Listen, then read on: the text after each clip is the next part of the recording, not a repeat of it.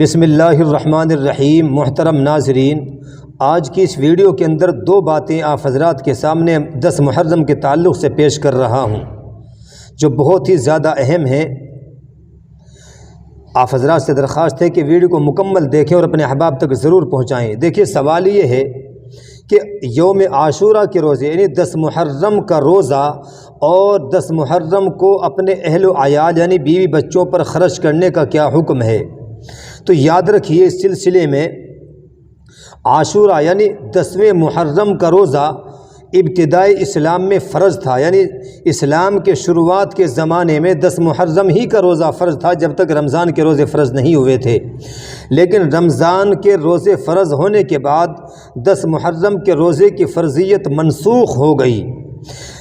البتہ نبی کریم صلی اللہ علیہ وسلم نے رمضان کے روزوں کے فرض ہونے کے بعد بھی 10 محرم کے روزہ رکھنے کا اہتمام فرمایا، اس لیے یہ روزہ رکھنا مسنون اور مستحب ہے۔ اللہ کے نبی صلی اللہ علیہ اور یہ روزہ پچھلے ایک سال کے گناہوں کا کفارہ بن جاتا ہے، یعنی اللہ کے حبیب نے فرمایا کہ جو شخص عاشورے کا روزہ رکھتا ہے تو ایک سال کے پچھلے گناہوں کو معاف فرما دیتا ہے اللہ تبارک و تعالیٰ اس کے ذریعے سے۔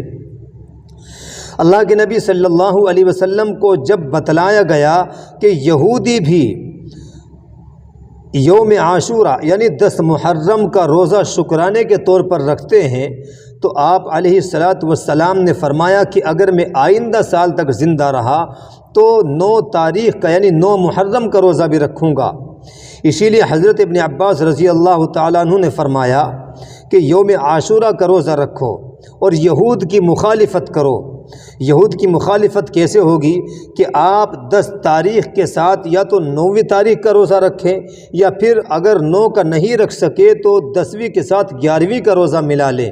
اس طریقے سے یہود کی مشابہت سے بھی آپ بچ جائیں گے اور یہود کی مخالفت ہو جائے گی۔ اس سلسلے میں یاد رکھیں، علامہ انور شاہ کشمیری علیہ الرحمہ نے بہت ہی بہترین بات بتلائی ہے۔ انہوں نے فرمایا کہ 10 محرم کے روزے کی 3 شکلیں ہیں۔ پہلی شکل 9 محرم، 10 محرم اور 11 یعنی 9، 10 اور 11 محرم کا روزہ رکھا جائے، تینوں روزے رکھے جائیں۔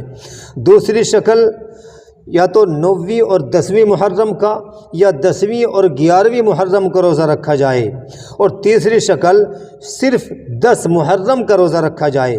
تو انہوں نے فرمایا کہ ان تینوں شکلوں میں سب سے پہلی شکل جس میں 9، 10 اور 11 تینوں دنوں کا روزہ رکھنا ہے، تینوں محرم کا یعنی 9 کا بھی، 10 کا بھی، 11 کا بھی روزہ رکھا جائے گا، تو یہ سب سے افضل، سب سے بہتر شکل ہے کہ 3 روزے رکھے جائیں۔ اور اس سے کم درجے کی جو شکل ہے وہ ہے 9 یا 10 کا یا 10 یا 11 کا، یعنی 2 روزے رکھے جائیں، یا تو 9 یا 10 کا یا پھر 10 اور 11 کا، یہ اس سے کم درجے کی شکل ہے۔ اور سب سے کم درجے کی جو شکل ہے وہ صرف 10 محرم کا روزہ رکھنا ہے۔ اسی وجہ سے فقہائے کرام نے خالص 10 محرم کے روزے رکھنے کو مکروہ تنزیہی قرار دیا ہے، اس لیے کہ صرف 10 محرم کا یعنی خالص 10 محرم کا روزہ رکھنے میں یہودیوں کی مشابہت لازم آتی ہے، اور ہمیں یہودیوں کی مشابہت سے بچنے کا حکم دیا گیا ہے، بلکہ ان کی مخالفت کا حکم دیا گیا ہے۔ تو اگر ہم 10 کے ساتھ میں یا تو 9 کا یا پھر 11 کا ملا لیں تو یہود کی مخالفت ہو جائے گی اور مشابہت سے ہم بچ جائیں گے۔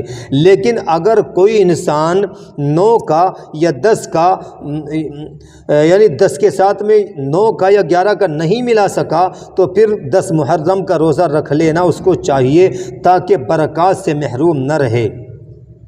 اب آئیے دوسری بات ہے اپنے گھر والوں پر 10 محرم کو خرچ کرنے کے بارے میں۔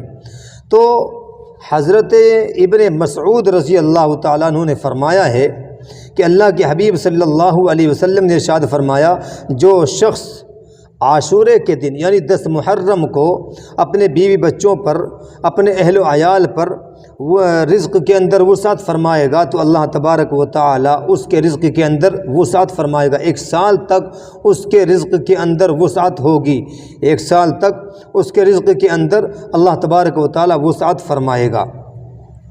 تو اس لیے اگرچہ بعض ائمہ نے اس حدیث کو موضوع قرار دیا ہے جو گھر والوں پر خرچ کرنے کی فضیلت کی حدیث ہے اس کو من گھڑت قرار دیا ہے، لیکن جمہور علماء نے اس کو قابل عمل بتایا ہے، اس لیے کہ جب ایک حدیث کئی طریقوں سے جو آ جائے اور وہ ثابت ہو جائے تو پھر اس کو قابل عمل اور فضائل میں معتبر مانا جاتا ہے۔ تو اس لیے حضرت جابر رضی اللہ تعالیٰ عنہ بھی فرماتے ہیں کہ ہم نے اس حدیث کو عملی طور پر جو ہے ہم نے اس کو جانچا اور پرکھا، اس پر عمل کیا ہے تو اس کو بالکل ویسا ہی پایا ہے جیسا کہ بتلایا گیا ہے۔ اور حضرت سفیان بن عیینہ فرماتے ہیں کہ ہم نے 60 سال تک اس حدیث کو عملی طور سے جو ہے وہ اس پر عمل کیا ہے تو ہم نے ویسا ہی پایا، یعنی ہم نے اپنے گھر میں برکت حاصل کی ہے اس حدیث پر عمل کے ذریعے۔ اپنے گھر والوں پر جب ہم نے خرچ کیا ہے تو ہم نے اللہ کی طرف سے اپنے مال میں وسعت پائی ہے، وسعت محسوس کی ہے۔ تو یہ دو باتیں تھی آپ حضرات کے سامنے پیش کر دی ہیں۔ اللہ ہمیں عمل کی توفیق عطا فرمائے۔